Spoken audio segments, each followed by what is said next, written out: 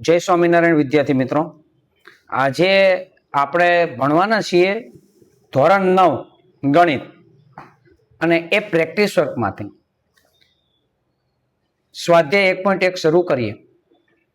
Text book અને practice બુકની અંદર difference એટલો છે કે પ્રેક્ટિસ બુકની અંદર એક્સ્ટ્રા દાખલા પ્રેક્ટિસ માટે વધારે આપેલા છે, જેનો આપણે બહોળા પ્રમાણમાં ઉપયોગ કરી શકાય અને પ્રેક્ટિસ કરી શકાય.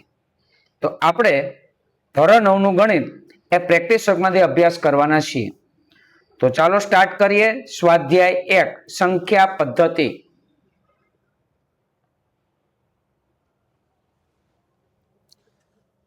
તો આપણે ચેપ્ટર સ્ટાર્ટ કરીએ સંખ્યા પદ્ધતિ. બરાબર, ચેપ્ટરનું નામ છે સંખ્યા પદ્ધતિ.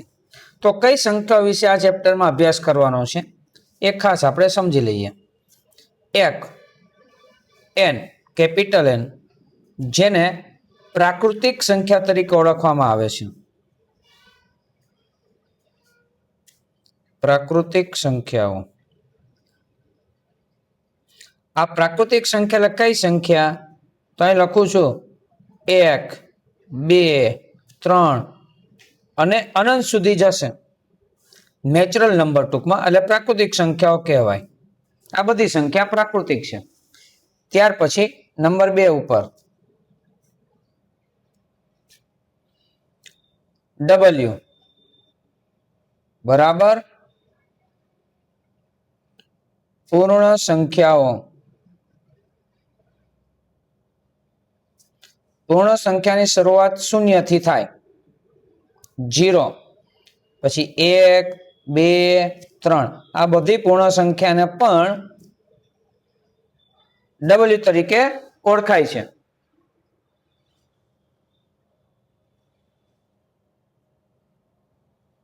ત્યારબાદ Z.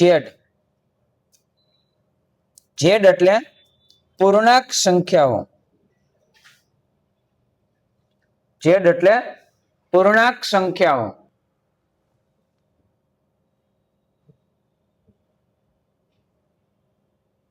પૂર્ણાંક સંખ્યાની શરૂઆત કોઈ સંખ્યા આપી નથી, અનંતથી શરૂ થાય છે. એટલે કે અગાઉ જ હું આમ ડોટ ડોટ ડોટ કરીશ, એટલે કે -3, -2, -1, 0, 1, 2, 3 અને અનંત સુધીની સંખ્યાઓ થશે, જેને પૂર્ણાંક સંખ્યા તરીકે ઓળખાય. તો n અને w ની શરૂઆત છે પ્રાકૃતિક અને પૂર્ણ સંખ્યાની શરૂઆત આપી 1 થી અનંત સુધી, 0 થી અનંત સુધી, અને z એટલે અનંત થી અનંત સુધી સંખ્યા છે પૂર્ણાંક સંખ્યા થાય. આનો મતલબ એવો થયો કે n ની બધી સંખ્યાઓ છે ને એ w ની અંદર છે. જો 1, 2, 3 તો 1, 2, 3 વધારાનું 0. તો અહીંયા એક વધારાનું કામ કરું છું, એવું કહી શકાય કે n ના બધાય સભ્ય, એટલે ઉપગણની નિશાની, આ ઉપગણની નિશાની છે એ w ની અંદર છે, z ના બધાય સભ્ય. અને w જો z ની અંદર આવી જાય છે એટલે ઉપગણ w ની બધી સંખ્યાઓ, બધા સભ્યો z ની અંદર સમાવિષ્ટ છે, આવું કહી શકાય. બરાબર, હજી આગળ જોઈએ. q. q એટલે સમય સંખ્યા. q બરાબર સમય સંખ્યા. હવે સમય સંખ્યા એટલે શું એ આગળ જતા આપણે ભણાવીશું. આ બધી સંખ્યા સમય સંખ્યા તો છે જ, એ ઉપરાંત બીજી સંખ્યાઓ પણ આવે છે, એટલે એ ઘણી બધી લખી શકાય. એ અત્યારે આપણે લખીશું નહીં, પણ બાદમાં જ્યારે જરૂરિયાત છે આગળ જતા ત્યારે આપણે ભણાવવાના છીએ. અને લાસ્ટ વન્સ r, વાસ્તવિક સંખ્યા. વાસ્તવિક સંખ્યાઓ એટલે z એ આખો q ની અંદર સમાવિષ્ટ છે અને એના પછી r ની અંદર સમાવિષ્ટ છે, એવું કહી શકાય. ઉપગણ નિશાની કરી શકાય છે. આ બધી સંખ્યાઓને સમય સંખ્યા કહેવાય. q અને બધી સંખ્યાને વાસ્તવિક સંખ્યા કહેવાય. રિયલ નંબરની અંદર બધી સંખ્યા આવશે. સમય સંખ્યા, અસમય સંખ્યા. એટલે અસમય એટલે શું એ પણ અત્યારે જરૂરિયાત નથી, એ પછી જોવાના છીએ. પણ બધી સંખ્યાનો સમાવેશ r ની અંદર તો થાય છે. બરાબર, એટલે n ઉપગણ w ઉપગણ z ઉપગણ q ઉપગણ r આવું બોલી શકાય છે. આ 1.1 માટેની કોમન થિયરી થઈ કહેવાય. હવે 1.1 ની અંદર જે દાખલાઓ આપ્યા છે એ આપણે ભણવા માટે જઈ રહ્યા છીએ. તો 1.1 ની અંદર ક્યાં દાખલાઓ છે? તો આ રકમ દેખાય છે. જો આપણી પાસે પ્રેક્ટિસ બુક હોય તો લઈને બેસો તો વધારે સારું. જ્યારે ગણિતનો વિડીયો તમે એ ભણવા માટે બેસો ત્યારે પ્રેક્ટિસ બુક લઈને બેસવી, જેથી કરીને તમે રકમ છે સતત સામે રાખી શકો. તો સ્વાધ્યાય 1.1 ની અંદર અહીં રકમ આપી છે 2/3 અને 4/5 વચ્ચેની 3 સમય સંખ્યાઓ શોધો. તો જો એક ધારી 5 રકમ દેખાય છે, બધામાં એમ જ કીધું સમય સંખ્યા સમય. અહીંયા 3 સંખ્યા, અહીંયા 5, અહીંયા 5. બરાબર?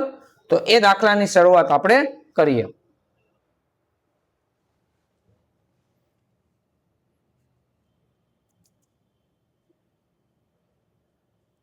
સ્વાધ્યાય 1.1.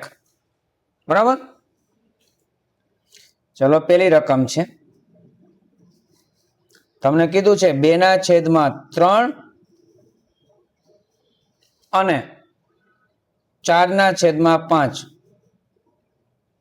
વચ્ચેની 3 સમય સંખ્યા શોધવાની કીધી છે. હું જરૂરિયાત પૂરતી આટલી રકમ ખાલી લખું છું કે 3 સમય સંખ્યા જોઈએ છે. તો 3 સમય સંખ્યા કઈ રીતે શોધી શકાય આપણે ખાસ સમજવાનો પ્રયત્ન કરીએ. જો મિત્રો અહીંયા 2/3 છે જ, એટલે એ આપણે લખીએ છીએ આ 2/3, પછી બરાબર, પછી એક લીટી હું છોડું છું કારણ કે અંશ અને છેદવાળું પદ હોય, જો આ જ લીટીમાં લખું તો ભેગું થઈ જશે, એટલે એક લીટી આપણે છોડવાની. આ 4/5 છે અને આ બરાબર. હવે આ 2/3 બરાબર 2/3 એને ગુણ્યા. હવે મારે છે ને પેલું કામ છેદ સરખો કરવો છે. આના છેદમાં 3 છે ને આના છેદમાં 5 છે. તો છેદ સરખો કરવા માટે શું કરવું પડે? 3 ને 5 વડે ગુણીએ અને 5 ને 3 વડે ગુણીએ તો 3 5 15, 5 3 15 થાય. બરાબર? તો આને આપણે 5 વડે ગુણીએ છીએ. 5 વડે ગુણીએ તો ભાંગવા પણ પડે આપણે, કારણ કે આપણે કોઈ વિદ્વાન નથી કે જાતે ખાલી એક 5 મૂકી દઈએ.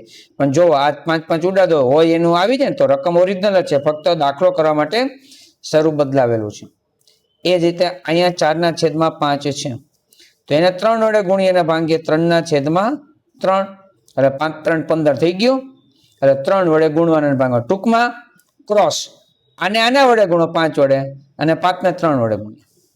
હજી ગુણ્યા કરવાના છે બંનેમાં. રકમની અંદર આપણે એવું કીધું હતું કે 3 સમય સંખ્યા લખો. 3 કે ને એટલે એક એડ કરવાનું, 3 ને 1 4. આપણે 4 વડે ગુણવાના અને ભાંગવાના, 4 વડે ગુણવાના અને ભાંગવાના. આ બંનેમાં સેમ આવશે બધા દાખલામાં, 5 5 દાખલામાં. હવે અંશનો ગુણાકાર અંશ સાથે 2 5 10, 10 4 40, આ 40 છેદમાં 3 5 15, 15 ચોખ્ખું 60, 4 3 12, 12 ચોખ્ખું 48, 5 3 15, 15 ચોખ્ખું 60. ચલો જો છેદ સરખો છે તો 40 અને 48 ની વચ્ચે મારી પાસે 7 સંખ્યા છે, 41 42 43 44 45 46 ને 47. મારે તો કોઈ પણ 3 લખવાની છે, કોઈ પણ 3. એટલે એનો મતલબ એવો થયો કે દરેક વિદ્યાર્થીઓના જવાબ કદાચ જુદા આવી શકે, પણ એ સાચા ગણાય, કારણ કે 41 થી 47 માં તમારે તો 3 જ સંખ્યા લખવાની છે. પણ જવાબ લખવાનો કેવી રીતના છે એ પણ જોઈએ. અહીંયા પેલો જવાબ હતો ટૂંકમાં રકમને 40/60. એના કરતા મોટી સંખ્યા દાખલા તરીકે 41 થાય, એટલે અહીં લેસ ધેન નિશાની કરી 41/60. દાખલા તરીકે 43 લખું, 43/60. દાખલા તરીકે હું 47 લખું. કોઈ એમ કે સાહેબ હું 44 લખું તો ચાલે? 44 45 46 ચાલશે. 47/60.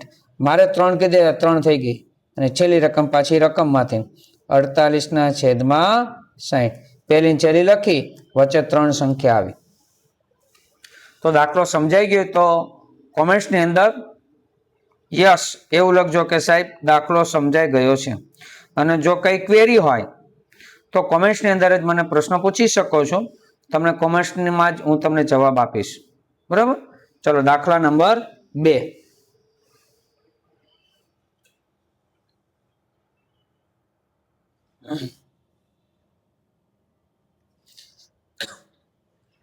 બીજી રકમ પ્રેક્ટિસની અંદર આપી છે 1/7 અને 3/7 વચ્ચેની 3 સમય સંખ્યાઓ શોધો.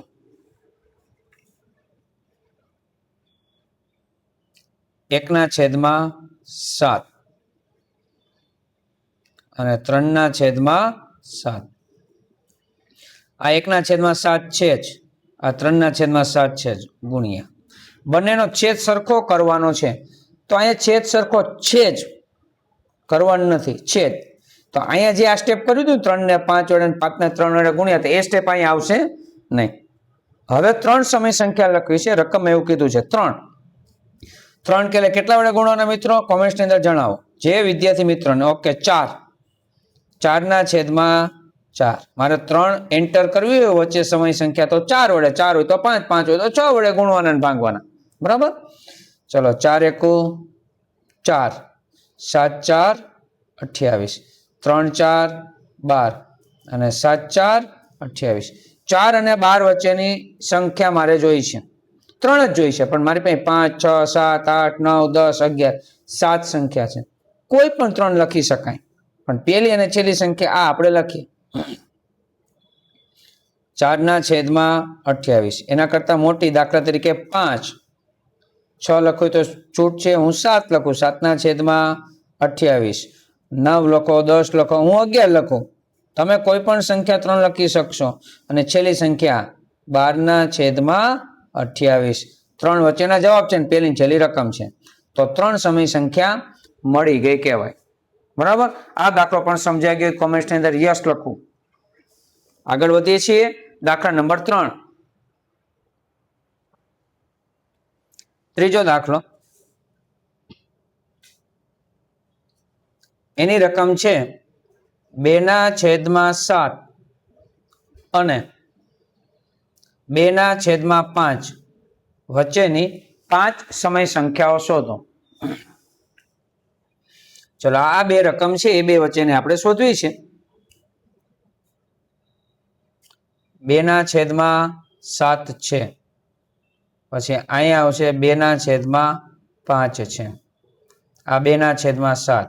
મારે પેલા છેદ સરખો કરવો છે, તો હવે તમને કદાચ ખ્યાલ આવતો હશે શેના વડે ગુણવાના અને ભાંગવાના. તો 7 ને 5 વડે, 5/5. અને બીજું કેટલી સમય સંખ્યા જોઈએ છે? 5. તો આપણે એક એડ કરવાનું, એટલે 6 કરવું પડશે. 6/6. ઓકે, બરાબર. પછી લખીએ. ચલો, આ 2/5 હતું, તો આનો છેદ સરખો કરવો છે, એટલે 7 વડે ગુણો. 7/7 અને 5 સમય સંખ્યા, એટલે 6/6.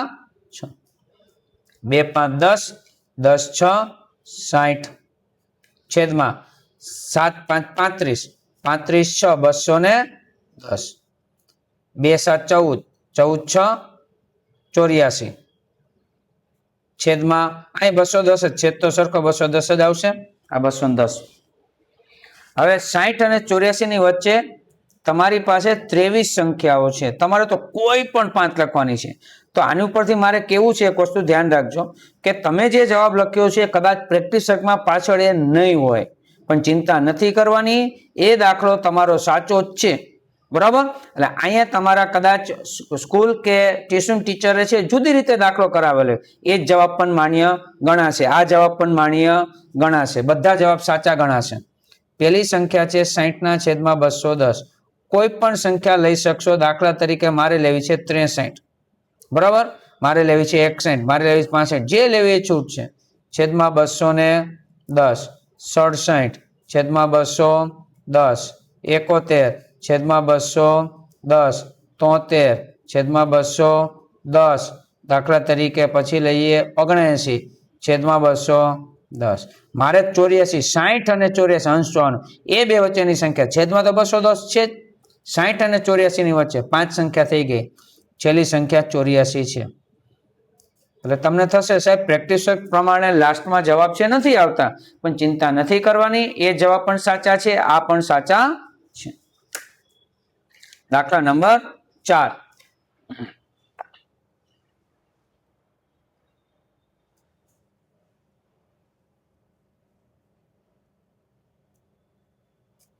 ચોથા દાખલામાં કીધું છે -2/3 અને 1/5 વચ્ચેની 5 સમય સંખ્યા લખો.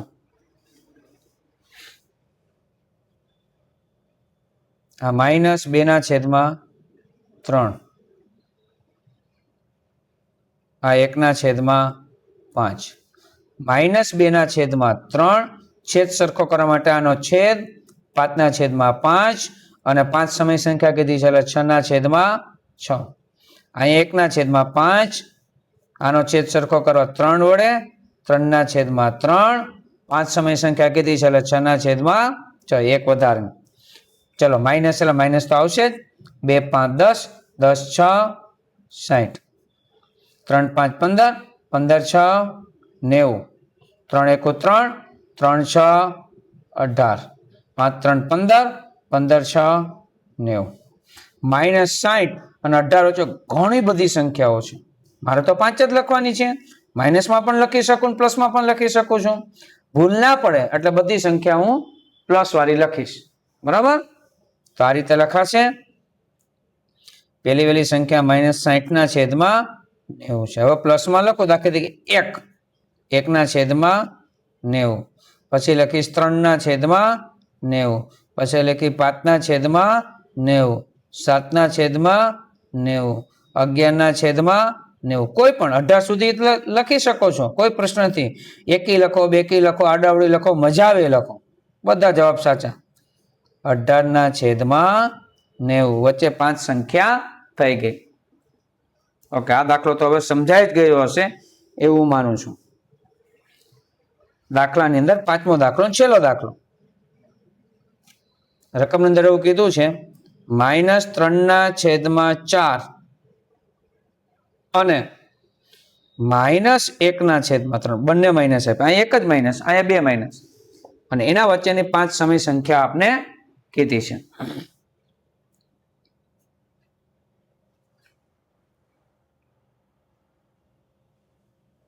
-3/4 -1/3 -3/4 એને ગુણ્યા છેદ સરખો કરવા માટે 3 5 સમય સંખ્યા કીધી છે એટલે 6/6 આ -1/3 છેદ સરખો 3 છે એટલે 4 વડે ગુણવાના અને 6 તો આવશે જ ચલો માઇનસ એટલે માઇનસ 3 3 9 9 6 54 4 3 12 12 6 72 માઇનસ તો આવશે જ 4 1 4 4 6 24 3 4 12 12 6 72